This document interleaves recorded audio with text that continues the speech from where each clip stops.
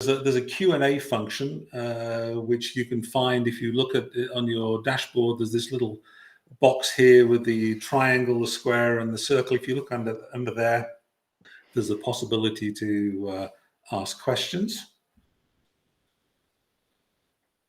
And the slides will be made available to participants after the session. You'll receive an email with details on how to access them. And I'll probably also send you a customer satisfaction survey so you can tell me whether I met your expectations or not. Will you close the loop with us, Michael? Absolutely. Of course I will. So, getting to the matter at hand, right? The importance of closing the loop. Customers often ask when you ask them for feedback, they often say to you, "What's the point? It doesn't change anything anyway, does it?" And in a project that I was working on in my last employer, we had an unsubscribe, the possibility to unsubscribe from our annual surveys, and when a customer unsubscribed, we'd ask them, we'd say, why are you unsubscribing? And over 50% of annual survey participants unsubscribed because they said that we're not listening to them, and I'm just going to deal with someone. It's dealt with. It's quiet. Yeah, well, it's gone. So 50% said that they'd unsubscribed because we weren't listening to them, and nothing they say will change anything anyway, or we haven't done anything about the issue they raised the previous year. And of course, that's frustrating for customers when they take part in a survey and they don't hear anything. Secondly, we had one CEO of a rather large multinational writing to our CEO, who is also a large multinational, saying, "We're no longer prepared to respond to any request for feedback from your company until you've demonstrated to us that you've taken on board the issues that have been voiced in previous rounds, and you've updated us on the actions that you're taking to correct them. And we have advised all our staff to this effect." So it was a large customer of ours basically telling us, do something about what we've already told you, and until you do that and come back to us, we're not going to answer any more surveys.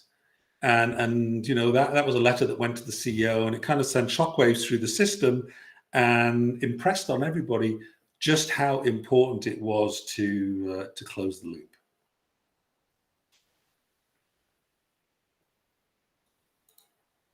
The other thing about closing the loop is if you look at the service recovery paradox, which is very well known to all CXers, basically the fact that if you fix an issue effectively for a customer, then they're more likely to be more loyal to you in the future than if they'd never had a problem at all.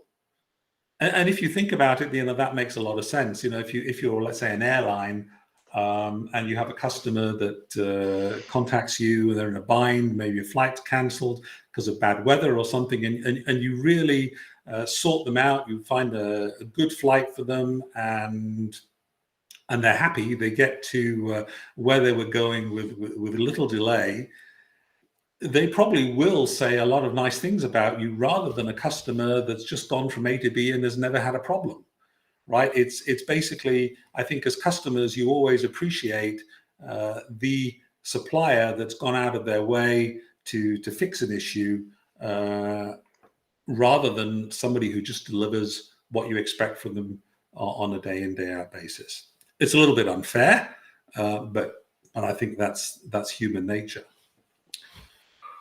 Closing the loop applies to complaints just as much as it does to structured feedback programs such as customer satisfaction surveys. Anytime that a customer contacts you raising an issue or with a problem, we should be getting back to them, showing that we've listened and that we're prepared to do something about it. Although closing the loop is often linked to NPS, it's really critical whether you're doing a VOC program or voice of employee.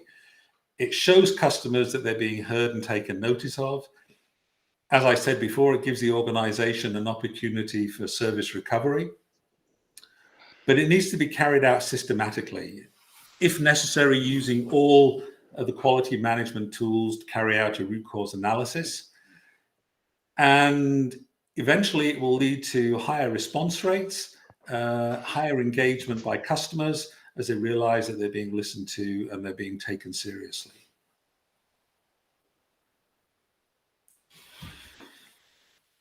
There are big differences between B2C and B2B, purely for reasons of volume, right? In a B2C environment, if we're talking about, let's say, companies like Apple or Samsung, that are dealing with a lot of individual buyers, it's not necessarily possible to follow up on a one-to-one basis.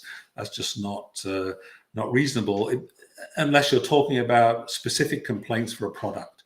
But if you do customer satisfaction surveys and you analyze the data, then you should be putting out either advertisements, newsletters, or social media posts, perhaps putting something on the website to say, okay, this is, we've been getting feedback from our customers. This is what we're going to do. We're going to change maybe certain features on a product. We're going to improve our delivery or ordering methodology, things like that, just to show customers, that they're being listened to. And very often, companies like Apple do that without necessarily putting advertisements or newsletters or things like that. They just do it when they do their regular Apple sessions, saying, okay, this is what we're going to be changing in the iPhone or in the iPad or in the iPod or whatever, right? They said this is based on customer feedback.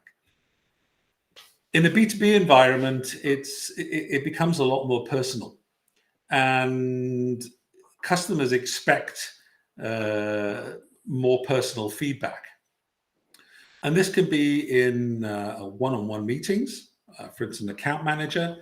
It could be group meetings, and I'll give you an example of some of those later on. Or it could be, for instance, the CEO, the regional manager, the product manager, the country manager, or a division manager writing a letter to customers at the end of the year or something like that at regular intervals. I'll give you an example.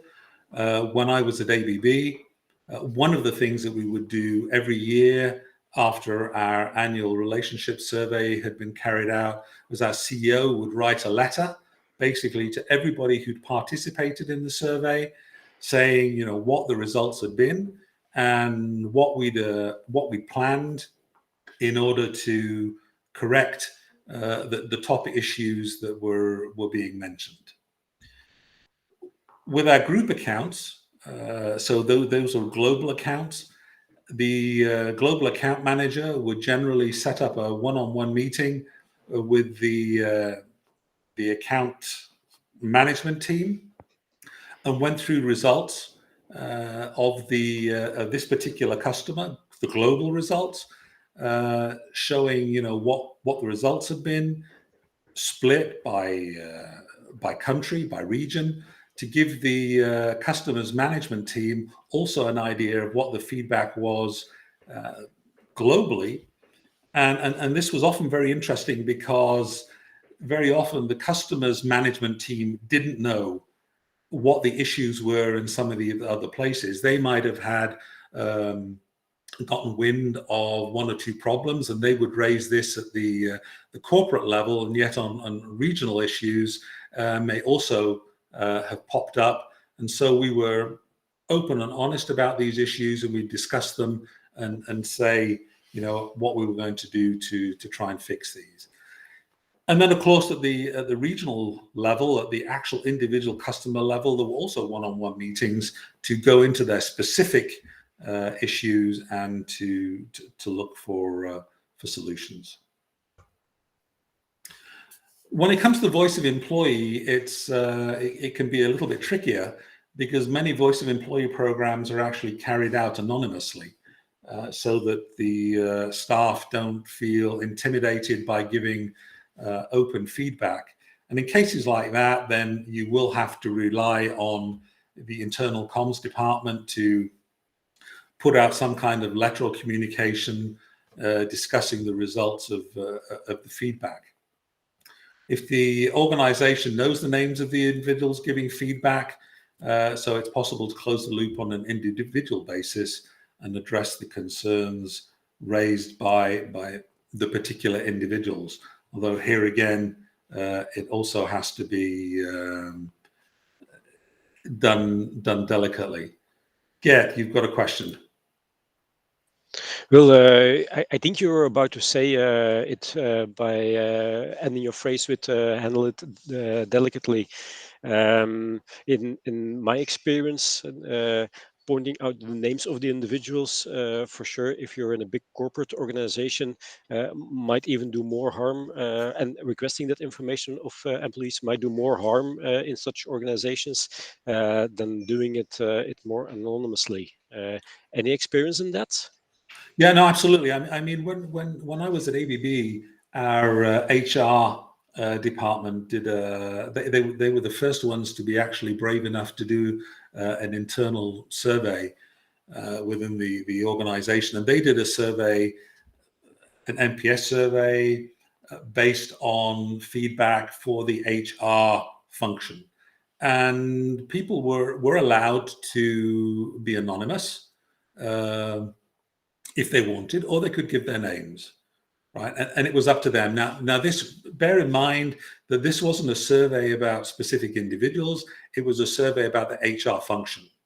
So, you know, they could say, okay, you know, we're not getting paid on time, which I've got to be honest, at ABB, that was never an issue, or certain other issues related to the HR function. When it came to there was another thing that we did at ABB, which was this 360 feedback, but for your boss. And there you could decide, the team could decide whether you wanted to give the feedback all together sitting in a room, or whether they wanted to nominate one spokesperson to go and give the feedback to the to the boss. And I'll be honest, it was with the message, don't kill the messenger. Huh? Yeah, it was. I had to do that. I'll be honest. I had to do it 1 year with my boss. I'd been nominated as the representative, and we'd been on a flight to Asia together, and we were flying back to Switzerland and from Japan. And I was very lucky. We'd been upgraded to first class from business class, and so the distance between the seats was already quite big because the armrest was very big, and I made sure that he'd had 3 glasses of wine before I actually decided to pull out my piece of paper. But it can be uncomfortable, and so I agree that generally voice of employee, especially when it's, you know, related to people, it needs to be it probably needs to be anonymous. But of course, VOE is not just about people. It can also be, for instance, suggestions about product improvements and things like that. And in a case like that, then I think it's good if it's not anonymous, because then you can engage these people in the future development of this product or process, if that's something that you decide to go along with. But I agree, it's very sensitive, you know, the whole issue of anonymity when it comes to employee feedback. Thanks. So let's see if there we go. Okay, so B2C methods, closing the loop globally, develop global initiatives to address the issues, global communication plan like newsletters, newspaper advertisements, for instance. On a regional market level, again, you've got regional market market initiatives to address the issues with a regional communication plan, making sure not to conflict with the global initiatives. And then individual customers, in exceptional circumstances, you might want to contact individuals to resolve specific issues, except of course for complaints which always require a response.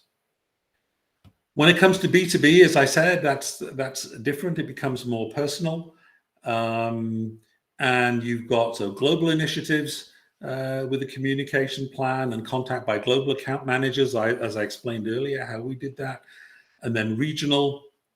The same thing, but on a regional level. And very often our country managers would write a letter to customers in country in their own language, rather than the letter that came from the CEO, to maybe delve into some of the more regional issues.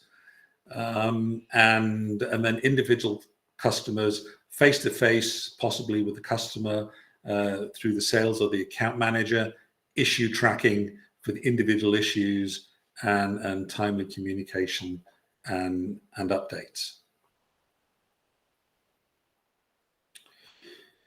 Now, when it comes to feedback, individual feedback from customers, very often they don't take a long time to write paragraphs in their feedback. Very often they will just put a couple of lines about what frustrates them the most. And so top of mind kind of issue. But if you delve into it, you very often find that there are far more issues below the surface, of which the issue that they've spoken is symptomatic. And so you might want to delve into that and find out exactly what the issues are. And we had a problem because very often our sales guys who were in many cases engineers who'd been put in a sales role, they weren't necessarily that comfortable dealing with other people, dealing with customers. And so I had a few cases where I got feedback that somebody had turned up at the customer and said, my boss has told me that you gave us a bad score in our recent survey, so he said I've got to come and talk to you. All right, that doesn't necessarily, that's not a very constructive way of dealing with an issue. And what generally happened then was that the customer felt badly, and he would tell the sales guy, oh, well, listen, let me change my score. And I'd be contacted by sales guys say, oh, my customer wants to change my score from an NPS 2 to an NPS 8. And I'd say, yeah, why? Right?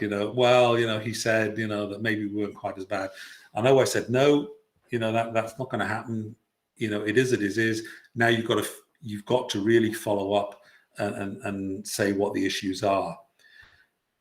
And considering that this follow-up, the initial follow-up, should be to let customers know they're being heard and acknowledged, ensure that the issue that they've raised is not just the tip of the iceberg, but it's the whole issue, clarifying details with regard to this issue, ascertaining what the desired solution would be, and agreeing on next steps. The comment, my boss told me you gave us a bad score, I've got to come and talk to you, is not necessarily the best way to broach the subject. So we came up with a thing called the 5 A's. And it was a guideline or a framework that we gave to our frontline people in how to broach issues with customers. And the first A is acknowledge. So you basically go in and you acknowledge the complaint and the complainer. Whether you think the complaint has merit or not, you've got to say that you're taking the customer seriously. He has an issue. He's told you about it, and you're there to talk about it. Empathy, obviously, is very powerful, but the customer has to see that the person's being genuine and they're not just ticking the boxes. The second A was a little bit more sensitive. It's apologize. And we got a lot of resistance, particularly from China, for the apologize, because they said, this is basically accepting liability, we'd lose face. And so it took a lot of persuading to tell them, we're not accepting liability. You apologize, you say, you know, I'm sorry that we didn't meet your expectations, right? I'm sorry that things went wrong. Just giving the customer the feeling that you're there genuinely, you want to put things right, and basically there's no substitute for a simple, we're sorry we didn't meet your expectations and you were disappointed. The third A is the most important one, and that's to amplify. So where we ask for all the information about the issue, we really want the customer to get everything off their chest. And you know how difficult this is, because generally as human beings, if somebody starts to criticize us, the first thing we want to do is to justify ourselves, right? So after 2 sentences, the temptation is so great to jump in there and say, yeah, yes, but it was because of this, that, and the other, and yes, but you did this wrong or did that wrong. You could have done. The idea here in the amplify stage is just let the customer talk. Really let them get everything off their chest, and if necessary, ask clarifying questions. So yeah, what happened when you did this? What happened? Can you explain it to me? And really to get all the information possible of the customer. And I think you'll find that in many cases, this actually has a cathartic effect, and it takes a lot of the heat out of the situation, that you've actually been willing to sit down, let the customer get everything off their chest. And I won't minimize this. Sometimes it'll probably feel like you're in a wind tunnel. You know, when the customer really lets everything go. I've been there, I've done it myself. It's not always easy, but it's really important to resist the temptation to jump in there and to try and justify yourself. The fourth A is to ask. Okay, what can we do to put this right? Right? What are your expectations as our customer in this case? You know, what can we do? What would be a fair and satisfactory resolution? How could we remedy the situation? And then with all that information at hand, what you want to do, you need to act. So in some cases, you'll be lucky in that the person who's actually sitting in the front of the customer will be able to say, yes, okay, I can do that. You know, the customer says, this and this is what I need in order to, you know, for this issue not to be an issue anymore. And the salesperson might be able to say, I can do that for you. We'll do it. But in many cases, that won't be the case. And he'll have to go back to someone else within the organization. But then it has to be done, and it has to be followed up. And the customer needs to be kept up to date on what the progress is. By having a conversation based on the 5 A's, you are, of course, raising expectations with the customer that you are going to do something. And I think, you know, that's it's important then to be consistent and to carry this through right to the very end. Because if you don't, there's a good chance that the customer is going to be even more furious at you having raised these expectations that you were going to do something and then not having done anything at all. So closing the loop is not only letting the customer know that you've heard their feedback, but also to bring the customer's voice right inside the organization.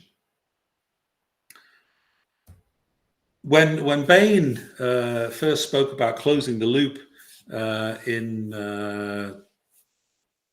way back when they were devising NPS, there's a simple single loop, which we've basically gone through. So the customer has an experience, we survey the customer, he gives us feedback, and then we share it with the manager and then go back to the customer with our feedback. But actually a more effective loop is the inner and the outer circle. So with the inner circle, it's basically what we just went through. You know, you measure, you analyze, you get back to the customer, and you take action and fix the issue, simple issues. But more complex issues, they need to be analyzed with regard to the root causes.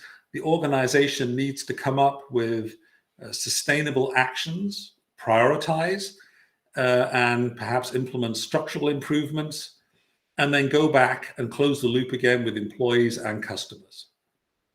So the inner loop and the outer loop are very, very closely linked. Now, the way that we did it, for instance, at ABB, was that based on the feedback that we were getting from customers, based on the data, we nominated the top 3 issues. And the top 3 issues were then sponsored by our executive committee, so the C-suite. Each one of these top 3 issues had an executive sponsor, and it was given a high priority within the organization. And basically, the project manager had to report every quarter on the progress of the project. And then as the project reached its term and the measures were in place, then this would go into the CEO's newsletter saying, okay, this was one of the major issues that you as customers came to us with last year. This is what we've done about it. These are the changes that are going to be implemented. So as I said, the circles are firmly linked. The inner circle feeds into the outer circle, which in turn feeds back into the inner circle. The outer circle provides the information allowing the inner circle to be completed, so the feedback to the customer with a solution. And the really important thing is that closing the loop with customers often opens the door and provides opportunities to discuss future business. I've been in several meetings where we've gone to a customer to close the loop. And customers are generally show a lot of goodwill if you're going back to them saying, you came to us with this issue, we've worked on it, we've got a solution, and I'm here to tell you what that solution is. And very often, if you put your customer in a good mood, they're also in a good mood to start talking about future business. And it's happened several times, the customers have said, while I've been there, look, okay, thanks, that's great, we're very happy with that. Now, can we talk about some of the projects that we have that are coming down the road that we would like you to be involved in? So it's really putting the customer in a good mood and benefiting and making the most of this goodwill. What are some must-dos when it comes to surveys? The really important thing is to ensure that there's a clear process for following up with customers and that there's a method in place to track compliance. So you have to know that the feedback that you're getting from customers is really from customers. Here, I would say, the word gaming, make sure that there's no gaming involved here, but that there's a clear process for following up so people know who's responsible for following up with customers and that there's a method in place to track progress. And working with the large organizations like Medallia or Qualtrics doesn't always guarantee that this is in place. I recently had a survey from our local post office, the Swiss National Post Office. We have a service in our village where you can ask the mailman to stop and pick up mail or a parcel from you. The nearest post office is a few miles away, and so you can log on the day before and register for the mailman to stop and pick up a parcel or a letter. And a few weeks ago, I logged on. I wanted the mailman to come and pick up a parcel, and you leave it in your, the mailbox has 2 parts. There's a locked part where letters go and a place for parcels, which is a bit bigger. And I left it in there, and I went out and I was walking the dog, and I just got back to the place where the mailbox is with the dog when I was coming back from the walk at the same time that the mailman was there. And he didn't stop. He drove straight by, and he only stopped because I yelled loudly, and he slammed on the brakes, drove back and picked up the parcel. 2 days later, I got a survey from the Swiss National Post Office, and it was an NPS survey. And I gave the appropriate score, and in the comments I put, look, this is very unreliable. It's the second time that it's happened to me, that I've signed up and the mailman just goes flying by, and in the end I have to go to the post office, which is a few miles away, with the parcel and take it myself. So what's the point of the service if you're not going to do what it says it does, right? No answer, no contact, nothing. And in a case like that, you just think to yourself, why do I bother? Right? Why bother? Why bother filling out a survey if you say I was unhappy, the service isn't working as it should be working, and nobody contacts you, why should I bother? Right? This is the frustrating part. Next point, set guidelines for the follow-up deadlines. I've often heard people say, you have to follow up within 24 hours. In a B2B environment, that might not always be possible, right? I'll give you an example. When we were at ABB, we were working with people who were on ships. We were working with people who were on oil rigs. They're not always reachable. So you have to look at your business and say, what is reasonable? What do customers expect? And then make a decision as to who gets a follow-up call and remain consistent, purely so your organization knows, what's the process. If you're doing NPS, for instance, is it only detractors that get a follow-up, or is it anybody who raises an issue? Right. So these are decisions that need to be made and clarified for everybody in the organization. When it comes to complaints, again, there has to be a clear process for handling complaints, and responsibility for talking to the customer is clear. How often do you make a complaint and you get passed from pillar to post and you end up talking to various different people within the organization? And it could be that you don't get an answer from any of them. Right? This happened recently to me, for instance, with Mercedes-Benz, right? You call, they say you've got to call this guy, you've got to call that guy, and in the end, you still don't get a response, whoever you're talking to. So ensure that there's a clear process for handling complaints, and don't make the contact the customer's issue, right? Make it the company issue to say, I can't deal with this, but I'm going to put you through to the person who will. Set guidelines for the initial contact following the registration of a customer complaint. That'll depend on what kind of business you're in. If you sell equipment that's critical for customer, your SLAs will probably be very specific with regard to how quickly that initial contact should take place. And what's really important is to keep the customer up to date on the resolution of the complaint. Don't let them think they've been forgotten. Communicate with them at regular intervals. We had a problem once with an energy utility in the United States, and they had filled out a complaint. The unit had contacted them and had the initial follow-up with them, and I happened to drop in 5 months later and said to them, okay, how's it going? How's the complaint working?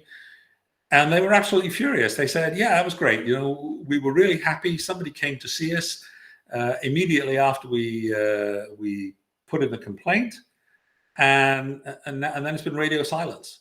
So I guess, we've dropped off the radar. Nobody's dealing with it. And I phoned the factory, and I said, what's going on? And they said, no, but this is actually a lot more complex than we thought it was going to be.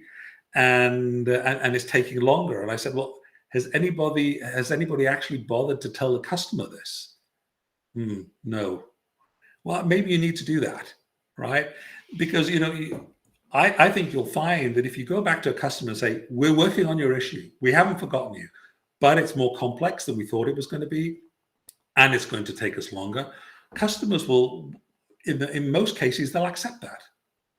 As long as they don't feel that they've been forgotten and that you're ignoring them.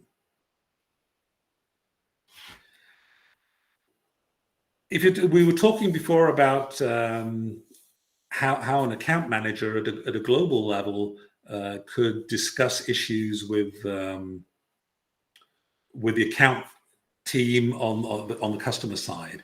And this is an example of an agenda that I used to use. So we would go into the company, and we would look at the global results and say, okay, this is the results for, I'll take an example, Shell or BP, these global companies.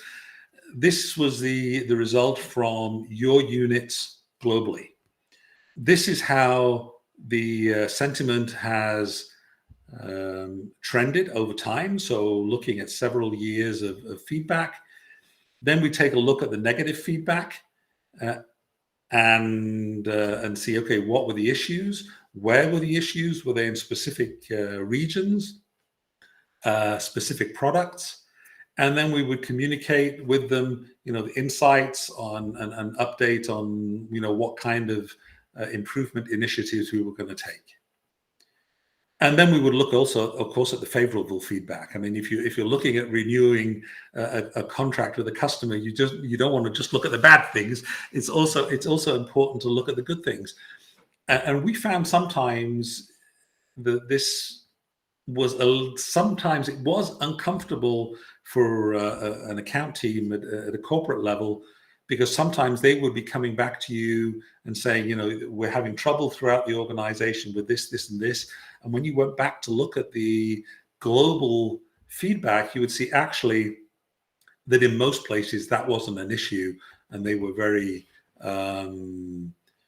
specific to perhaps certain locations.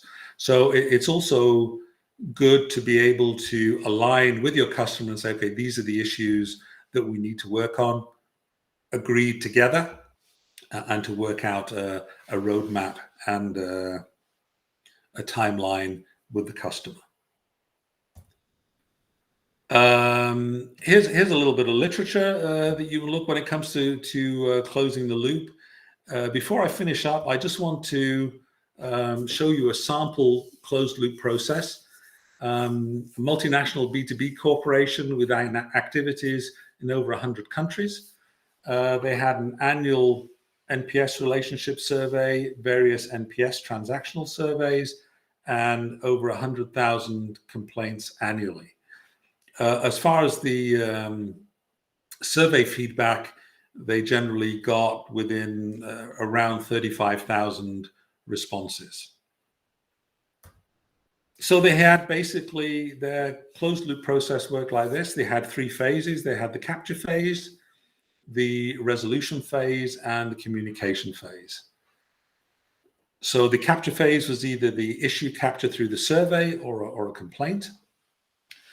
All the issues were then captured in the complaint management tool. The resolution was looked at 3 different levels. So global issues were looked at the global and systemic level, so L1. And these were issues that were sponsored by the executive committee, so the C-suite. Then you had L2, which were regional, division, or business unit issues. And then you had L3, which were local unit and systemic issues at a local level. And then there'd be a first fix and a root cause analysis, and then continuous communication and communication of progress to the customer. So there were various responsibilities. So the responsibilities for the account managers and the local sales teams. There were responsibilities for the resolution owners. So these were the people who were responsible for fixing the issues, and the local quality and operational excellence teams. And then there was also responsibilities for the divisions, the business units, the global functions, and the quality and OpEx teams at a global level. So basically you had the account managers that were owning the issues, responsible for communication with the customers. You had the resolution owners and the local quality and OpEx teams that were responsible for analyzing the data, doing the root cause analysis and feeding the solutions back to the front line. And you had the corporate level who were basically responsible for improving the processes, methods, and tools, making sure that everybody was trained, escalating in case there were clear issues, and supporting the top 3 C-suite level actions. And these were basically what I just said with regard to the different phases. And here, basically, the issue is communication, which is really critical during the whole and entire process. And that is, I think, where most people tend to drop the ball when it comes to communication with the customer. I think that's where I often feel frustrated, and it's often a complaint that we got back from customers that we were failing to communicate, and very often this can lead to a loss of business. I'll give you another example. I went to visit a customer who had filed a negative feedback about one of our products. They were a company that operated as consultants and buyers for energy utility companies. They had an issue with one of our products, and they said, look, we really like the product, but until you fix the technical issues, we're not going to recommend it or buy any more. Fine. So the factory went to work on it. I looked in the tool, and it looked as though the issue had been resolved. So I went to visit the customer, and he told me, look, until you solve the problem, I can't buy from you. I said, but the issue's been solved. Yeah, but nobody's told me that. So again, I went back to the resolution owner and to the sales guy and said, have you actually told the customer that the situation has been resolved? No, I haven't had time yet. I said, what are you waiting for? This is a purchase order waiting to happen. The guy really wants to buy from us, and we're making him wait. Why are we doing this?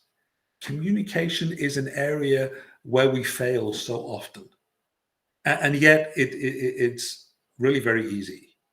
Really, it's a question of having processes and people sticking to the process. As a result of that, what we did was that and similar issues, we actually made it so that when a ticket was closed, the customer received an automatic update from the system saying, okay, your ticket regarding such and such an issue has now been closed, and asking them to give us feedback based on the customer effort score. So how difficult was it for you to get this issue resolved, and giving the opportunity to give us some feedback, free text. When we first started doing that, the feedback that we were getting in many cases was, no, you've closed the ticket. Nobody's told me what the solution is. So it took a little bit of time. So my gut feeling was right, that this is something that we needed to do. And gradually, as the organization cottoned on that they had to go back to the customer before they actually closed the tickets, this then took place, and these number of complaints then tailed off, and we saw that customers were always being informed once we solved the problem and the issue was resolved. So basically, it all comes down to communication. That's the only way you can actually close the loop. Unless you communicate with the customer, there's always going to be that gap, and the customer will be wondering what's going on, and in many cases think that they've been forgotten. So does anybody have any questions that they'd like to ask? So should we, hey Michael? Yeah. Thank you for the session. Yeah, I had a question. Sure. So when we talk about B2C, it's always about, we cannot call every person, we cannot follow up with every person who gives No. a negative feedback, right? You're right. So now sometimes when you'll see the responses, it will be like, I don't like the app crashed and blah blah. And it's very simple in the survey. They have mentioned just one pointer. Right. And to do the root cause, I actually have to call those people Right. to get to know what happened, right? Sure. So what's your process of actually prioritizing who are the people to call? Mine is to look at the verbatims and making some buckets, and the buckets which are the most often coming, I'll do the root cause analysis for them. What's your process for this? Yeah, no, I think I would agree with you, right? The number of complaints you're getting about a specific issue, if you cluster them, by topic, then clearly the one that is annoying or irritating or disturbing the most of your customers is the one that you would probably want to work on first. Yeah.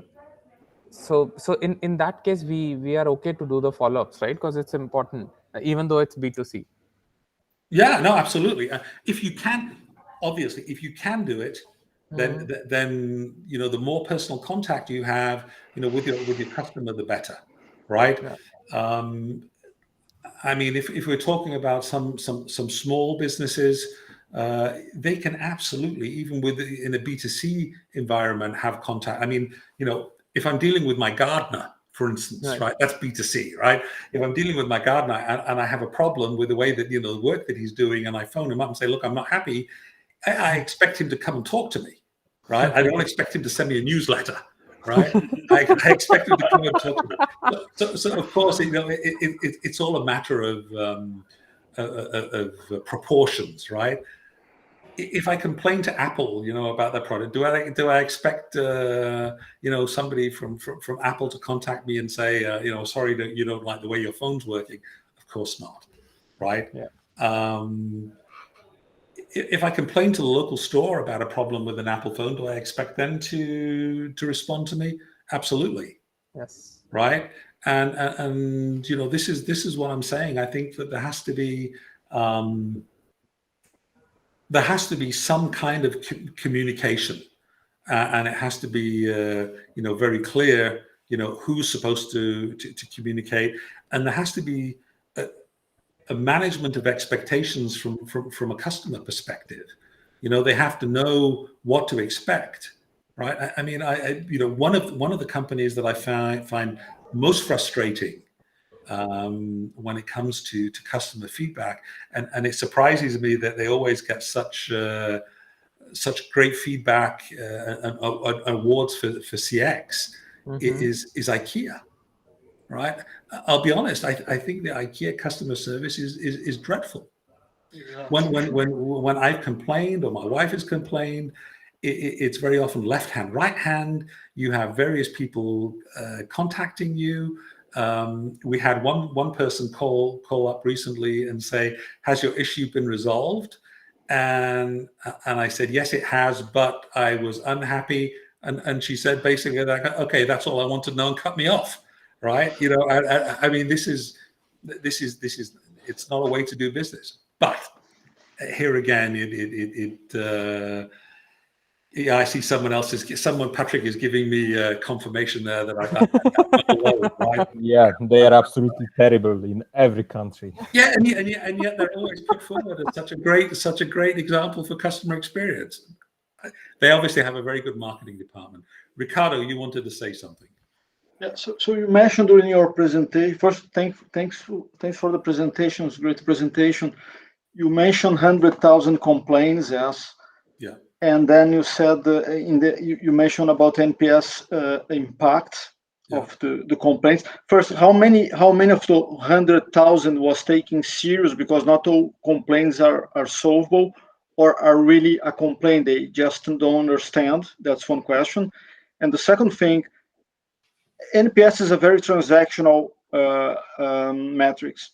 Yeah. How this impacts to other metrics, the CSAT, the time for resolution, because this is a very important for B2B, especially, even if you take longer, as you mentioned, yes, that doesn't matter, because they want to know that you are solving the problem. And also the effort for clients, how this impacted other measurements, because the NPS, is biased and is just by transaction, is a very different kind of metrics that is not giving you the overall picture alone. No, well, I mean, at the time, when we introduced NPS at ABB, it was introduced actually by our CEO, Joe Hogan. He'd come from GE Healthcare, and he was a firm believer in NPS, and so he mandated, that ABB was going to set up an NPS program. Obviously, having the CEO say that this is what they want is great, because you need C-suite buy-in to have any voice of customer program, and this was coming right from the top. And he bullied his C-suite peers into accepting, and basically told them, if you don't agree with this, you're part of the problem. So they all figured that they'd better join, and it was done. At ABB, we started off, it was a relationship survey. So it was basically based on the transactions, on the interactions that you've had with ABB over the past 12 months, how likely are you to recommend, right? And then, and there was that. And then customers could, we had a red card and green card system. So customers were given a maximum of 2 red cards and 2 green cards. And there were 26 various touch points, such as ease of doing business, technical support, billing and documentation, training, things like that. And they could drag either a red card or a green card onto one of these topics, and then they would be asked for verbatim feedback. And they could also pick which product it applied to. So this is how we built that up, and it actually worked really well for us, because the feedback that we were getting was specific to various products, but it wasn't that low level that it was very detailed. So it really allowed the divisions and the business units to have a very, very good idea of how their business was going. When we used the feedback form when a ticket was closed, it didn't make sense to use NPS, right? I mean, what were you going to say? Were you going to say, based on how we resolved this issue, are you going to recommend us to somebody else? We didn't think that really made that much sense, and that's why we thought their customer effort score made far more sense, going to the customer and saying, look, how difficult was it for you to get the issue resolved? Was it, did you have to call ABB several times in order to get someone to look after your problem? Were you getting regular updates? Were you actually told what the solution was? Because as we saw right at the beginning, that wasn't always the case, right? And based on this feedback, it allowed us actually to improve our NPS score. Because what was happening in many cases, we weren't resolving the issues. The issues were being left to fester. And the next time the customer got his NPS survey, he was putting in it, a bad score. And 6 months ago, I had an issue with such and such, and it wasn't resolved. And by having the customer fill out this this issue right when the ticket was resolved, if he was unhappy with the solution, it gave us an opportunity to go back to him immediately and try and nip it in the bud and say, okay, you're not happy with the solution. What's wrong? What can we do to fix it and to make you satisfied? And the overall results of the NPS for your company impacted the CSAT, or you did not send CSAT later for really know the overall picture? We didn't use CSAT. Okay. We used NPS, a relational and transactional, and we used customer effort score when it came to the issue resolution. Good. All right. Steve, Thanks so much. Steve, you had a comment? Yeah, just a comment, because ultimately, to my mind, we're doing this not just to kind of increase customer satisfaction or to improve the customer experience. Ultimately, ideally, we'd like to see this improved performance, this improved quality reflected on the bottom line. Absolutely. Oh, I couldn't agree more, and this is why this other loop, the second loop, that Bain had, is important, because this is what happens within the company, finding, improving processes, finding sustainable solutions, which should absolutely impact your bottom line. But could never mind the top line, but the bottom line too. Could you, in your experience, was there a link? Was there a demonstrable link between improved customer satisfaction and the bottom line? Usually, I can imagine it's not something you measure over a question of weeks or months. No, but over years. But my experience is that usually that link, even though we're all theoretically agreeing, in practice, I don't see that shown or proven very often. No, I agree with you, and it's, in a way, it's a pity, because very often we talk about what the return should be for VOC, and this would definitely be something that would be put in that cart.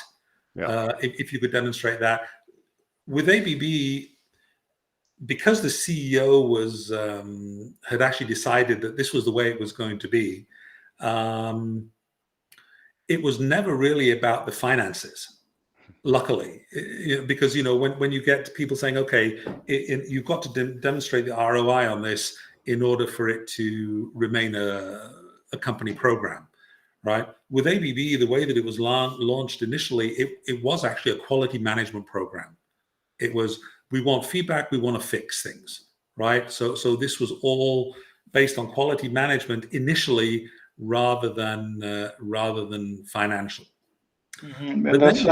But then we started linking it with our financial tools. So it was linked to our financial database. When you went to look at sales, when you went to look at the page for a specific account, you would see their orders over the past, say, 5 years. And you'd also see the NPS scores over the past 5 years. So you would start to be able to draw parallels. The problem is that if you're working in a company, like ABB, which works with a lot of companies that are in cyclical industries, so oil and gas, mining, and the raw material prices then have a major effect on the expenditure budgets of these companies. You can actually have a very happy customer, but then you'll see that the revenues go down just because they're not spending as much anymore. So we actually decided, but it was really difficult to try and get that information, that a far better correlation would be between the NPS development and share of wallet, right? So you could see, okay, my customer is spending X. How much of that am I getting? Even if he's spending less because his industry is in a downturn, am I still maintaining my market share with him, or even improving it? So this was what we were trying to do, but actually, draw an inference or a correlation with the bottom line. We haven't got that far yet. It's not by the time I left, anyway. And Tanuj, you have a question? Yes, on this discussion already. So just wanted to add something. One company, a mutual fund, a financial company. So what happens? We were trying to see the NPS scores, and NPS scores were consistent throughout, and we were trying to find a correlation.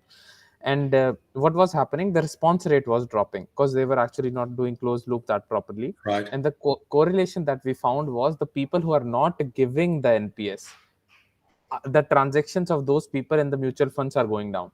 Right. So why? Because people who tend to give you the score are actually having some trust in you that, okay, you'll do something about it, or they are happy, right? Yeah. And that's why the NPS score was consistent. But if you look at those people, like you mentioned, that they say, why bother, right? Yeah. So they have stopped doing the transactions are going down, and the response rate is going down. So sometimes the correlation you will find there, not maybe how the NPS scores and the money involved. So that's one thing I wanted to point out. Yeah, no, absolutely. I think response rate is also very important. As I said, right, I think it was my first slide, When we first started, about 50% of our people who were unsubscribing were doing so because they said, what's the point? Nobody's going to listen to this anyway. Yeah. The way that it was set up was that we would send out an email with a link. So the link was individual. So we knew that, that link was for that particular specific person. And very often people who are unsubscribing or who didn't want to fill out the survey, instead of actually going to the link or deleting the email, they would reply to the email and say, why bother? Nobody's going to read this anyway. And sometimes they weren't particularly polite in the language that they used. I'm not going to repeat some of the stuff here. All those mails came to my mailbox. And I made a point of responding to each and every one of them. And I said, look, I'm really sorry you feel that way, but actually all your feedback is going to be read.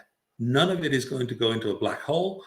Every feedback is read by a human being, right? And I would say 95% of cases, I actually got a response to my response saying, wow, I didn't know that anybody was actually going to read this. In the cases where the language had been rather fruity, most of them apologized and said, I'm really sorry. I didn't realize that someone was going to read that. Apologies for that. And yes, absolutely. If somebody's going to read it, I'll take the time to fill out the survey. Yep. Yeah, right? Absolutely. And so that's one thing. On the other hand, you've got like the CEO of this other, it was a large account, coming back and writing to our CEO and saying, look, until you tell us what you're going to do with the feedback we've already given you, we're not going to answer anymore. Right? So this was really, it was a very clear lesson for our organization, and our response rate grew annually. I mean, it was improving every year. The response rate, it was fairly good. It was around 30% for a web-based survey, which isn't too bad. That's good.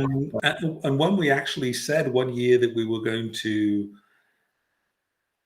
start going from an annual survey to a survey every 2 years, a relational survey, because by that time we had introduced transactional surveys, we had a lot of customers come back to us and complain. They said, no, we want the annual surveys because they are an ignition point for a dialogue with your company.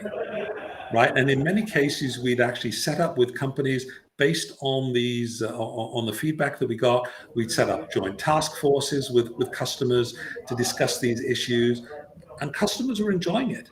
They liked being heard, being listened to, and having a dialogue with us. So the feedback was so great that they wanted to stick with the annual rhythm. That we said, fine, okay, that's what we're going to do. Okay. Right? And I think that shows that you can have an impact, and if you do a survey correctly with feedback, with closing the loop, and I think this is why surveys now, if you look on LinkedIn and other places, surveys get a really bad reputation.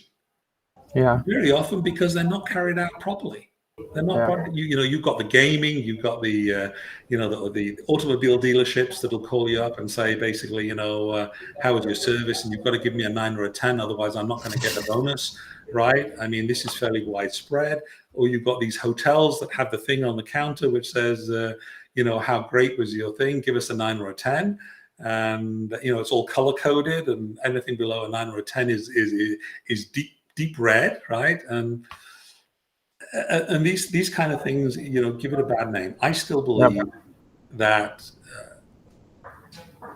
that surveys, whether they're CSAT, customer effort score, NPS, are a useful tool in the toolbox, not by themselves, right? I also believe now that behavioral analytics are really important. I have a son who one of my sons is involved in that, and he's shown me some of the things that you can do with behavioral analytics, and I think it's really important and a great addition to the toolbox. And of course, complaints and now social media as well, right? There's a lot of things, where companies force customers onto social media because they don't respond through the traditional channels. you get ignored. So what do? You go into social media, you look for a company's Facebook page, or you look for a company's Twitter account, and you write your complaint there because nobody's listening to you otherwise, right? And that's not the way it should be. Yeah. Okay. Exactly. Patrick said, just like Elon Musk answering questions about Tesla cars. I mean, that guy, he's very engaged. I'm sure that sometimes his marketing department cringe when they hear some of the things he says, but nevertheless, they say no publicity is bad publicity, right? As long as you get the name out there, everybody knows about Tesla. Everybody knows about Elon Musk. He's a household name. Everybody knows what he's doing, right? So anyway. Okay, so listen, thank you all very much for joining. It was a pleasure to have this discussion with you, and thanks for taking the time for joining. I will send you all, of course, a mail asking for your feedback, and I'll also make the slides available for you so that you can download them and look at them again at your leisure. Thank you, Michael, for a nice Thank session. you very much. Have a good Thank you very afternoon. much. Take care, guys.